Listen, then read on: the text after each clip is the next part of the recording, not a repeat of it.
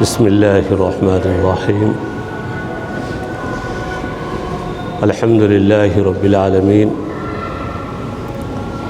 والعاقبۃ للمتقین والصلاة والسلام علی سید المرسلین وعلی آلہ واصحابہ اجمعین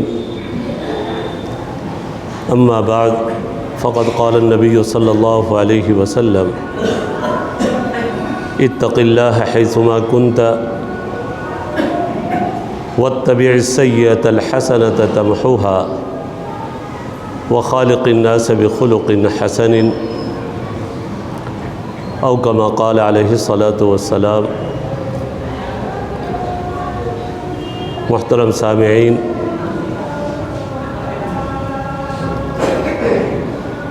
حضرات صحابہ کرام کی عادت تھی جب اللہ کے نبی صلی اللہ علیہ وسلم سے ملاقات ہوتی تو اپنے لیے نصیحت کا کچھ توشہ مانگ لیتے کہ اے اللہ کے نبی صلی اللہ علیہ وسلم مجھے کچھ نصیحت کیجیے۔ چنانچہ بہت سی روایتوں میں یہ لفظ آتا ہے اوصینی یا رسول اللہ، اے اللہ کے نبی صلی اللہ علیہ وسلم مجھے کچھ نصیحت کیجیے، وصیت کیجیے۔ وصیت تاکیدی حکم کو کہا جاتا ہے۔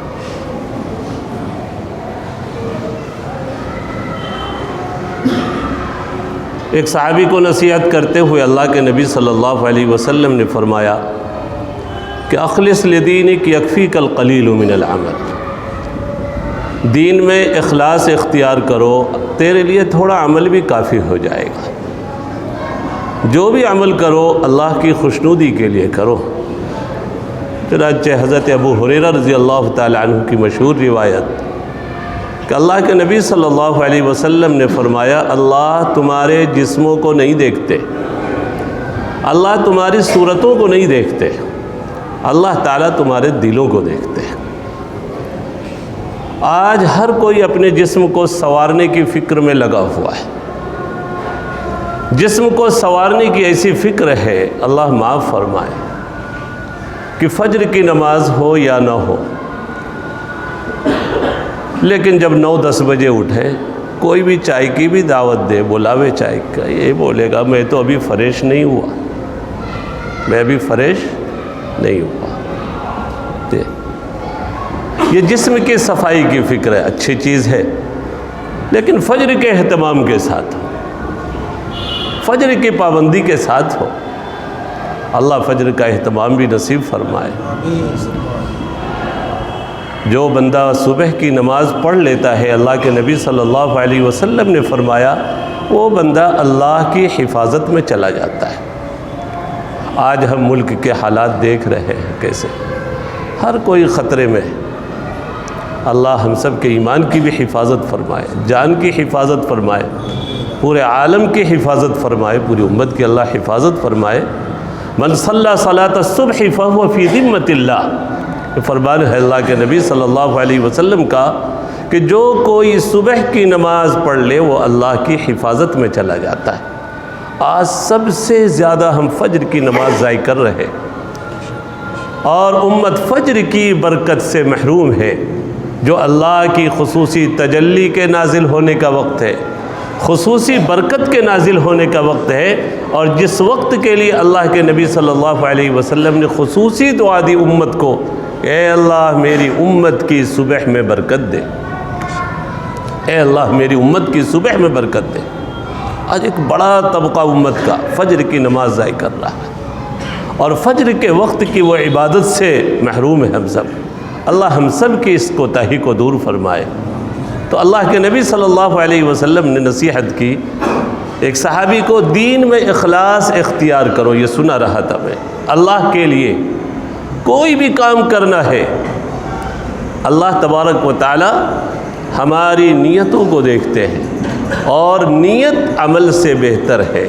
اس واسطے کہ بعض مرتبہ بندہ کام نہیں کر پاتا، عمل کی توفیق نہیں مل پاتی، لیکن اللہ تبارک و تعالی اس کو نیت کی بنیاد پر عمل کا ثواب دے دیتے، چونکہ نیت کا ارادہ، نیت اس نے پختہ کی تھی اور کرنے کا ارادہ پختہ تھا۔ نیت المؤمن خیر من عمل، مومن کی نیت عمل سے بہتر۔ کہ اگر کرنے کا پختہ ارادہ ہے اور کسی عذر کی وجہ سے نہیں کر سکے تو بھی ہم ثواب سے محروم نہیں رہیں گے۔ نیت ہمیشہ اچھے کاموں کی رکھے، اچھے کاموں میں بری نیتوں سے اپنے آپ کو بچائے۔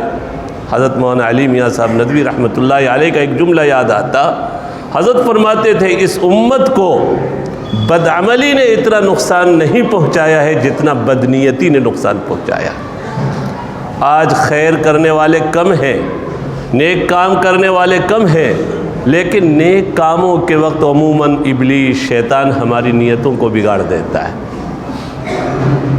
اللہ کے نبی صلی اللہ علیہ وسلم کی یہ تاکیدی نصیحت ہے، اپنے دین میں اخلاص اختیار کرو، جو کام ہو اللہ کی رضا کے لیے کرنا، اللہ کی خوشنودی کے لیے کرنا ہے کہ اللہ راضی ہو جائے۔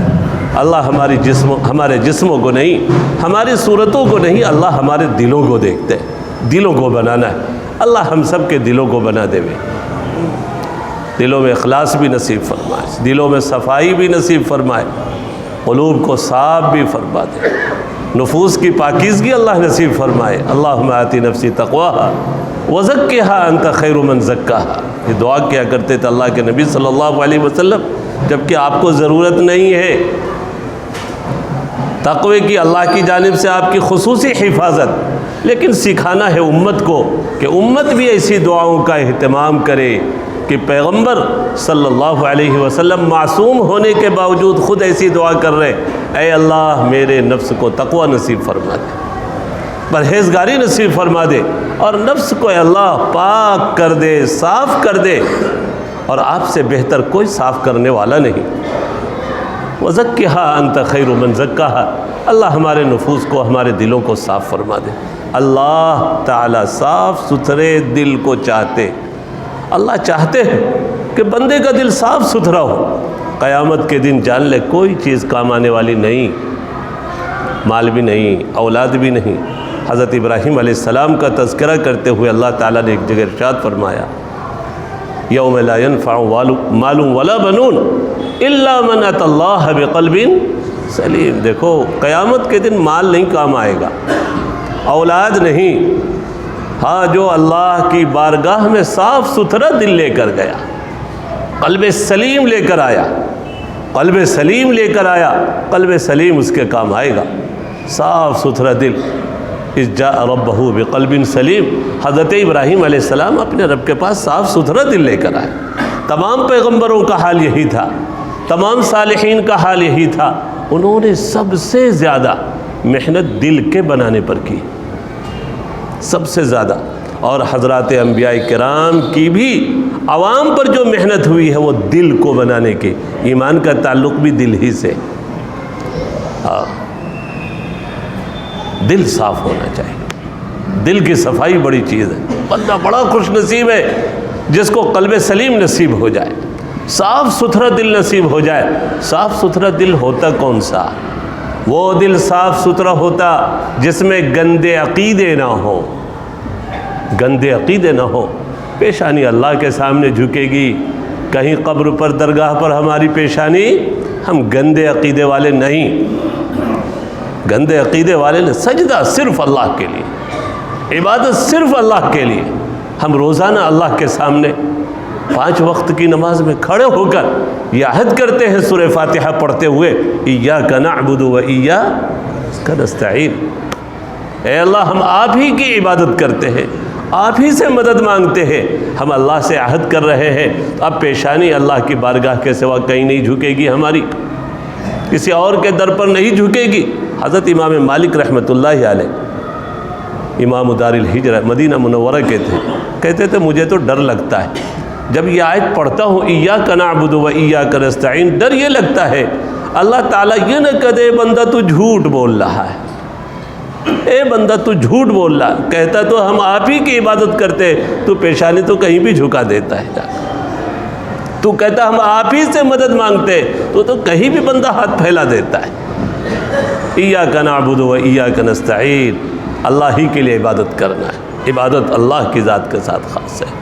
جیسے ہم نے اللہ پر ایمان لائے، ایمان ہمارا عقیدہ اللہ کی ذات کے ساتھ ہے، سجدہ بھی عبادت بھی صرف اللہ تبارک و تعالیٰ کے لیے ہو۔ اللہ وہ ایمان ہم سب کو نصیب فرما دے اللہ۔ حضرت ابو ذر غفاری کو غالباً اللہ کے نبی صلی اللہ علیہ وسلم نے یہ نصیحت کرتے ہوئے فرمایا، ابو ذر اللہ کے ساتھ کبھی کسی کو شریک مت ٹھہرانا۔ اولیاء کرام کی عظمت اپنی جگہ پر، محبت اپنی جگہ پر، تمام اولیاء کرام سے محبت ہو جیسے تمام انبیاء کرام سے محبت ہے، لیکن ہماری پیشانی کہیں اور نہیں جھکے گی، کسی درگاہ پر نہیں جھکائے گی۔ ایمان کی حفاظت، عقیدے کی حفاظت، فرمایا اللہ کے ساتھ شرک مت کرنا کبھی۔ حضرت ابو ذر غفاری کہا اگرچہ تجھے کاٹ دیا جائے، جلا دیا جائے، اگرچہ تجھے کاٹ دیا جائے، جلا دیا جائے، لیکن اپنے ایمان عقیدے کی ہمیشہ حفاظت کرنا آج کے حالات میں خصوصاً ایک بڑا سبق ہے۔ ہم اپنے عقیدے اور ایمان کو نہیں چھوڑیں گے، چاہے ہمارے جان کی دھمکی دی جائے، وطن سے نکلنے کی دھمکی دی جائے، لیکن ایمان والا ہرگز اپنے ایمان کے ساتھ کوئی سودا بازی نہیں کر سکتا ہے۔ انشاءاللہ ہم اپنے ایمان کو نہیں چھوڑیں گے، اپنے عقیدے کو نہیں چھوڑیں گے۔ سب سے بڑی پونجی، سب سے بڑا سرمایہ ہمارا ایمان ہے الحمدللہ، اور سب سے بڑی طاقت ہمارا اتحاد ہے، یہ بھی جان لیں۔ سب سے بڑی طاقت ہمارا اتحاد ہے، یکجٹ ہو کے رہنا۔ نظریاتی اختلاف امت میں رہیں گے، لیکن اس بنیاد پر ایک دوسرے سے کٹ جانا یہ مناسب نہیں ہے، ایک دوسرے سے پیٹ پھیر کر چل دینا یہ مناسب نہیں ہے۔ اللہ کے نبی صلی اللہ علیہ وسلم نے نہ جانے کتنی مرتبہ مسجد نبوی کے ممبر پر کھڑے ہو کر یہ خطبہ دیا ہوگا، اور کتنی مرتبہ یہ نصیحت امت کو کی ہوگی، اور قیامت تک کے تمام امت کے لیے نصیحت ہے، تمام انسانوں کے لیے، کہ لا تحاسدوا، لا تحاسدوا، ایک دوسرے کو دیکھ کر جلا مت کرو، حسد مت کرنا ایک دوسرے کو دیکھ کر، کسی کی اچھائی کو دیکھ کر جلنا مت۔ افسوس تو یہ ہے کہ ایمان والا ایمان والوں کی خوشحالی پر جلتا ہے۔ لا تحاسدوا، لا تباغضوا، کسی سے بغض مت رکھنا، کسی سے بغض مت رکھنا، اور لا تدابروا، کسی کو دیکھ کر پیٹھ مت پھیر لینا۔ کونوا عباد اللہ اخوانا، اللہ کے بندے اور بھائی بھائی بن کر رہنا، یہ سبق ہے اللہ کے نبی صلی اللہ علیہ وسلم۔ اس سبق کو آج ہم بھول چکے ہیں۔ اللہ کے نبی صلی اللہ علیہ وسلم نے مسجد نبوی پر کے ممبر سے جو خطبہ دیا، بار بار دیا، اور امت کو یکجٹ ہونے کی تاکید کی، کوئی کسی سے حسد نہ کرے، کوئی کسی کے تعلق سے اپنے دل میں بغض نہ رکھے، نفرت اور کینہ نہ رکھے، اور کوئی کسی کو دیکھ کر پیٹھ نہ پھیرے۔ اس سبق کو آج ہم بھول چکے ہیں۔ اللہ کے بندے نہیں رہے، بھائی بھائی نہیں رہے۔ ایمان اگر ہماری بڑی پونجی ہے، بڑا سرمایہ ہے، تو اتحاد و اتفاق ہماری بڑی طاقت ہے۔ دل کی صفائی کی یہ بھی ایک نشانی ہے، جہاں گندے عقیدے نہ ہو، دل کی صفائی کی یہ بھی نشانی ہے، کوئی کسی سے بغض و نفرت نہ رکھے۔ جی، کوئی کسی سے بغض و نفرت نہ رکھے۔ اللہ ہمارے دلوں کی حفاظت فرمائے۔ اللہ کے نبی صلی اللہ علیہ وسلم نے ایک شخص کو صرف اس بنیاد پر جنت کی بشارت دی، دل صاف تھا ان کا۔ فرمایا مسجد نبوی میں ابھی ایک صاحب آ رہے، یہ اللہ کے نبی صلی اللہ علیہ وسلم کا فرمان، جو جنتی ہیں۔ حاضرین دیکھنے لگے کون آ رہے ہیں ابھی ہمارے پاس، کون آنے والے ہیں۔ سب کی نظر جم گئی آنے والوں پر۔ دیکھا ایک شخص جس کو ابھی تک تمام صحابہ معمولی سمجھ رہے، لیکن دیکھا ایک آدمی آئے جن کی داڑھی سے وضو کا پانی ٹپک رہا ہے، وضو کا پانی ٹپک رہا ہے۔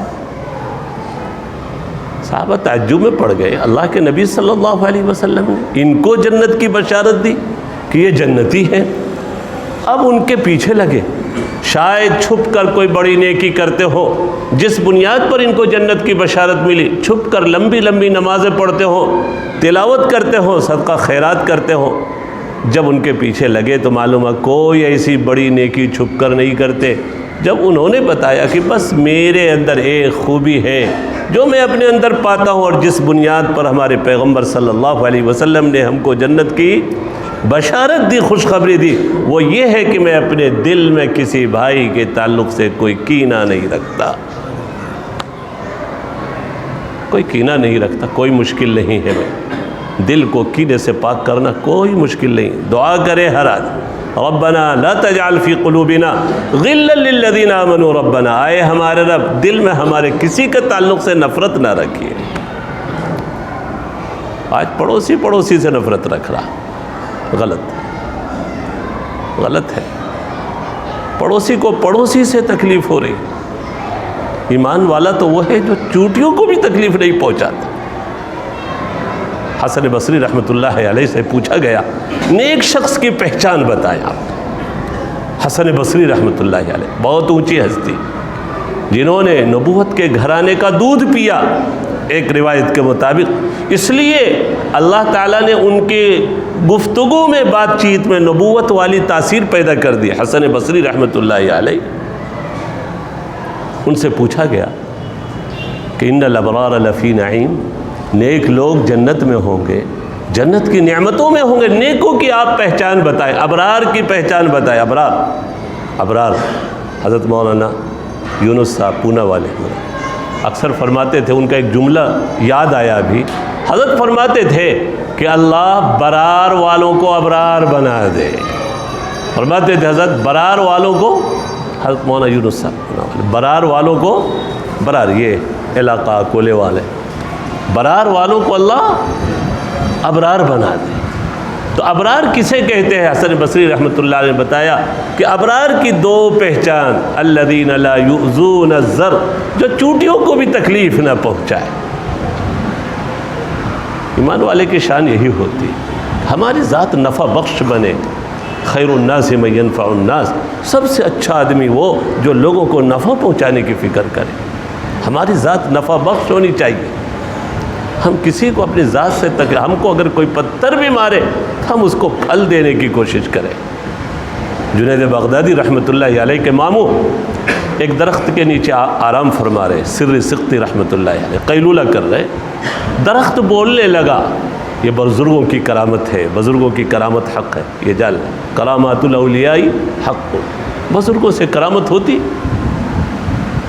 قاضی ابو یوسف رحمۃ اللہ علیہ بغداد کے قاضی ہارون رشید کے پاس ایک کرسچن آیا, عیسائی نصرانی, کہتا ہے کہ آپ کے پاس کوئی ایسا عالم ہے جو یہ ثابت کر دے, جو یہ ثابت کرے کہ مذہب اسلام سب سے اچھا مذہب ہے, مجھے بتائے. کرسچن بول رہا ہے. قاضی ابو یوسف کہے چلو میں بتاتا ہوں. ہاتھ میں صرف مصلی لیا قاضی ابو یوسف نے, کہا مناظرہ ہوگا, بات چیت ہوگی بغداد میں جو دریا ہے, دریائے دجلہ, دریائے دجلہ کے کنارے. مصلی لیا ہاتھ میں, دریا کے کنارے پہنچ کر کہا جاتا امام ابو یوسف رحمۃ اللہ علیہ پانی پر چلتے رہے. کرسچن نے تو, عیسائی نے تو ہاتھ وہیں چھوڑ دیا, ہم تو ڈوب جائیں گے پانی. حضرت دریا پر چلتے رہے, بیچ دریا میں جا کر مصلی بچھا دیا, بیٹھ گئے, کہا آؤ یہاں مناظرہ ہوگا, آؤ یہاں مناظرہ ہوگا. وہ تو کہا بس میں کلمہ پڑھ لیتا ہوں, اسلام سچا مذہب ہے, اشہد ان لا الہ الا اللہ واشہد ان محمد عبدہ ورسولہ. یقیناً اللہ ہی معبود ہے ہم سب کا, اللہ ہی اور محمد صلی اللہ علیہ وسلم ہم سب کے رسول ہیں, اللہ کے بندے ہیں. کلمہ پڑھ لیتا ہے, کرامت حق ہے. جنید بغدادی رحمۃ اللہ علیہ کے ماموں درخت کے نیچے جب آرام فرما رہے, درخت بولتا ہے, کوئی تعجب کی بات نہیں, درخت بول سکتا ہے. اللہ کے نبی صلی اللہ علیہ وسلم کو پتھروں نے سلام کیا, درختوں نے سلام کیا ہے. تو اللہ کے نبی صلی اللہ علیہ وسلم کے طریقے پر جو چلیں گے اللہ ان کے اندر بھی نبوت والے صفات پیدا کر دیتے ہیں, صفات پیدا کر دیتے اللہ, اور ایسی چیزیں ظاہر کرا دیتے ان کے ہاتھ پر. لیکن نبی کے ہاتھ پر ظاہر ہو تو معجزہ ہو جاتا, اور ولی کے ہاتھ پر ظاہر ہو تو کرامت بن جاتی. کرامت کیا نصیحت کی اس درخت نے, اے سری میری طرح ہو جا, میری طرح ہو جا. کہا تیری طرح ہونے کا کیا مطلب ہے؟ درخت سے پوچھ رہے حضرت سر سقطی. کہا لوگ میرے اوپر پتھر مارتے ہیں, میں پھل دیتا ہوں. لوگ میرے اوپر, اللہ ہم سب کو ایسا بنا دے گا. ہر شخص محتاج ہے اس کا کہ ہم اپنوں ہی کے لیے نہیں, غیروں کے لیے بھی نفع بخش بن جائیں. اپنوں کے لیے نہیں بلکہ سب کے لیے نفع بخش بن جائے. ہر عورت دوسرے کے لیے, پورے گھرانے کے لیے, ہر بیٹی دوسرے کے لیے, ہر آدمی دوسرے کے لیے نفع بخش بن جائے. اللہ وہ صفات ہم سب کو نصیب فرمائے۔ کہ لوگ میرے اوپر پتھر، الناس یرموننی بالاحجار وانا ارمیہم بالاسمار، ان کو پھل دیتا ہوں۔ نیکوں کی پہلی پہچان جو چوٹیوں کو بھی تکلیف نہ پہنچائے، ہماری ذات سے کسی کو تکلیف نہ ہو، ہمارے پڑوسی کو تکلیف نہ ہو، ہمارے برادران وطن کو تکلیف نہ ہو، یہ اخلاق کی بلندی ہم سیکھ لیں۔ ہماری نماز کو کوئی دیکھنے نہیں آتا ہماری مسجد میں، ہمارے روزے کو کوئی رمضان میں دیکھنے نہیں آتا، لیکن ہمارے اخلاق کو ہر غیر مسلم بازار میں دیکھنے کی کوشش کرتا ہے۔ ہر آفس میں بیٹھ کر ایک آفس والا، دکان پر بیٹھ کر دکان والا ہمارے معاملات کو دیکھنا چاہتا ہے، ہمارے لین دین کو دیکھنا چاہتا ہے۔ اگر ہمارا لین دین خراب ہے، ہمارے اخلاق میں خرابی ہے، ہمارے سلوک میں، تو مسلمان بدنام نہیں، اسلام بدنام ہوتا ہے۔ مسلمان بدنام نہیں، اسلام بدنام ہوتا ہے۔ انگریز کے زمانے میں مسجد کی جگہ کا جھگڑا چل رہا، مسلمان کہہ رہے ہماری جگہ، غیر مسلم کہہ رہے ہماری جگہ۔ ایک اللہ کے ولی اس بستی میں رہتے تھے، دونوں فریق نے مل کر ان کو فیصل بنایا کہ یہ اللہ کے ولی جس کے حق میں بولتے جگہ کس کی ہے۔ جج کے سامنے، انگریز جج کے سامنے حاضری ہوئی، اللہ کا ولی وہ معاملے کی حقیقت کو جانتا تھا۔ وہ کہتا ہے جہاں تک ہم جانتے ہیں اس جگہ کے تعلق سے، ہمارے باپ دادا نے جہاں تک ہم کو بتایا، یہ جگہ مسلمانوں کی نہیں ہے، ہمارے برادران وطن کی یہ جگہ ہے۔ ہمارے مسلم بھائی غلط طریقے سے اس جگہ کو لینا چاہتے ہیں۔ جب اس اللہ کے ولی نے صحیح بات، سچ بات کہہ دی، انگریز جج فیصلہ لکھتا ہے اسلام جیت گیا، مسلمان ہار گئے۔ یہ فیصلہ لکھتا ہے جج۔ اسلام، چونکہ اسلام سچائی سکھاتا ہے، اپنے برادری کی طرفداری نہیں سکھاتا، اسلام حق سکھاتا ہے، برادری کا تعصب نہیں سکھاتا، اپنا ہے تو ہم ساتھ دیں گے چاہے غلط ہو کہ نہیں، یہ نہیں سکھاتا ہے۔ اسلام حق بولنا سکھاتا ہے، حق بولنا ہے، صحیح بولنا ہے، تعصب سے کام نہیں لینا ہے۔ اسلام جیت گیا اور مسلمان، یہ جج کا فیصلہ لکھنا تھا کہ برادران وطن کہتے ہیں اب یہ جگہ ہم خوشی سے اللہ کے گھر کے لیے دینے کو تیار ہیں۔ پہلے غلط طریقے سے لوگ لینا چاہ رہے تھے، انہوں نے خوشی سے دے دی۔ اللہ تعالیٰ اسلام کی خوبیاں ہمارے اندر پیدا فرمائے، اسلام کے اخلاق اللہ ہم سب کے اندر داخل فرمائے۔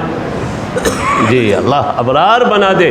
ابرار کی دو پہچان بتا رہا تھا۔ ابرار کی پہلی پہچان نیک لوگوں کی کہ وہ چوٹیوں کو بھی تکلیف نہیں پہنچاتے، چوٹیوں کو بھی تکلیف نہیں پہنچاتے۔ اور دوسری پہچان ولا یرضون الشر، ولا یرضون الشر، برائی کو پسند نہیں کرتے ہیں نیک لوگ۔ برائی ہماری ذات کے اندر ہو، ہمارے گھر میں ہو، نہیں ہم اس کو مٹانے کی فکر کریں گے، ہم اچھائی لائیں گے۔ آج افسوس ہے ہم سب پر کہ آج ہم مسجد کے ماحول سے گھروں میں دین لے جانے کی کوشش نہیں کر رہے۔ آج ہم نے گوشت کا بھی انتظام کیا ہوگا، کوئی کیسا مسلمان کہ جمعہ بغیر گوشت کے ہو جائے، ایسا نہیں ہو سکتا، لوگ کہتے ہیں۔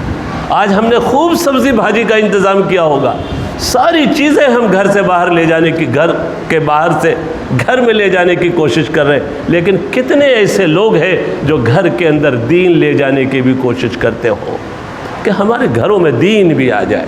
ساری چیزیں آ گئی، سارے فرنیچر آ گئے، گھروں میں دین ہوگا تو سکون آئے گا، یہ جان لیں۔